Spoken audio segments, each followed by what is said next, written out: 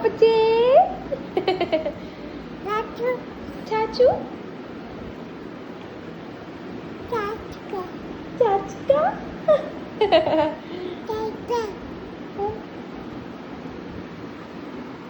അമ്മേ അമ്മേ അമ്മേ.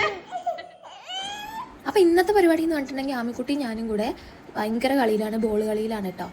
അവൾക്ക് പിന്നെ എന്തെങ്കിലും കിട്ടിയാൽ അതായിട്ട് ആദ്യത്തെ 1-2 ദിവസമൊക്കെ ഭയങ്കര കളിയാവും, പിന്നെ അവൾക്ക് അതിൻ്റെ ആവശ്യം ഉണ്ടാവില്ല കേട്ടോ. അങ്ങനെ അവൾ കളിക്കുന്ന സമയത്ത് ഞാൻ ഒന്ന് പുറത്തേക്ക് ഇറങ്ങി ഒന്ന് ജസ്റ്റ് പറമ്പിലൊക്കെ പോയിട്ട് നോക്കാമെന്ന് വിചാരിച്ചു. അമ്മമ്മയുടെ വീട്ടിലേക്കൊക്കെ കുറേ ആയി വന്നിട്ട്.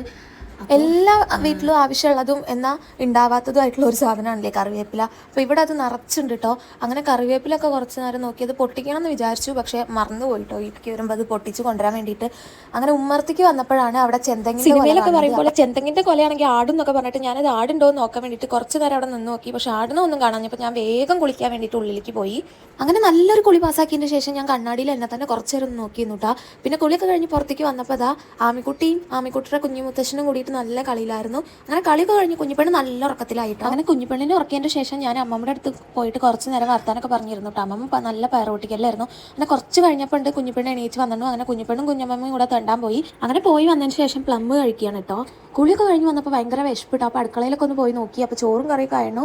അമ്മമ്മ പൊട്ടിച്ച പയർ ഇതാ അടുപ്പത്ത് വേവാൻ വെച്ചിരിക്കുകയാണ്. അങ്ങനെ കുഞ്ഞിപ്പെണ്ണ് ഇതാ നല്ല കളിയിലാട്ടോ.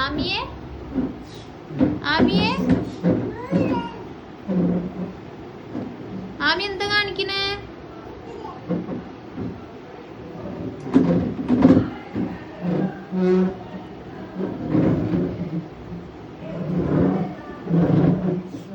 അങ്ങനെ അവിടുത്തെ കുറച്ച് നേരത്തെ കളി കഴിഞ്ഞപ്പോൾ അവൾക്ക് മതിയായി. അങ്ങനെ വീണ്ടും ചെരുപ്പിട്ടിട്ട് പുറത്തേക്ക് പോകാൻ വേണ്ടിയിട്ട് ഇറങ്ങുകയാണ്.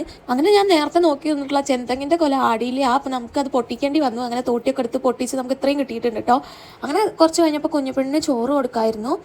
ചോറ് കഴിക്കാൻ ഭയങ്കര വാശി കേട്ടോ. എന്നാലും നമ്മൾ എന്തെങ്കിലുമൊക്കെ പറഞ്ഞിട്ട് അങ്ങനെ ഇങ്ങനെ ആക്കിയിട്ട് നമ്മൾ കൊടുക്കുക. കുറച്ച് നമ്മുടെ മക്കളല്ലേ, കൊടുക്കാതിരിക്കാൻ പറ്റില്ലല്ലോ, കഴിക്കില്ല എന്ന് വെച്ചിട്ട്. അങ്ങനെ അതൊക്കെ കഴിഞ്ഞിട്ട് അവൾ അവിടെ ഇരുന്നിട്ട് ഫോണിൽ കളിക്കുന്ന സമയത്ത് ഞങ്ങൾ എല്ലാവരും കൂടെ ഇരുന്ന് ഭക്ഷണമൊക്കെ കഴിച്ചു. ഭക്ഷണമൊക്കെ കഴിച്ചതിന് ശേഷം ഞങ്ങൾ ഒന്ന് കുറച്ച് നേരം വിശ്രമിക്കലൊക്കെ കഴിഞ്ഞിട്ട് നല്ലൊരു ചായയും കുടിച്ചിട്ട് ഞങ്ങൾ അവിടെ പോകാൻ വേണ്ടിയിട്ട്. കുഞ്ഞുപെണ്ണ് പിന്നെ എവിടേക്കെങ്കിലും പോകാൻ റെഡിയായ ഭയങ്കര പുലിവാണ് കേട്ടോ. അപ്പം എന്നേക്ക് ഇത്രയുള്ളൂ. അടുത്ത വീഡിയോ ആയിട്ട് വീണ്ടും വരാം. Tata bye bye, see U.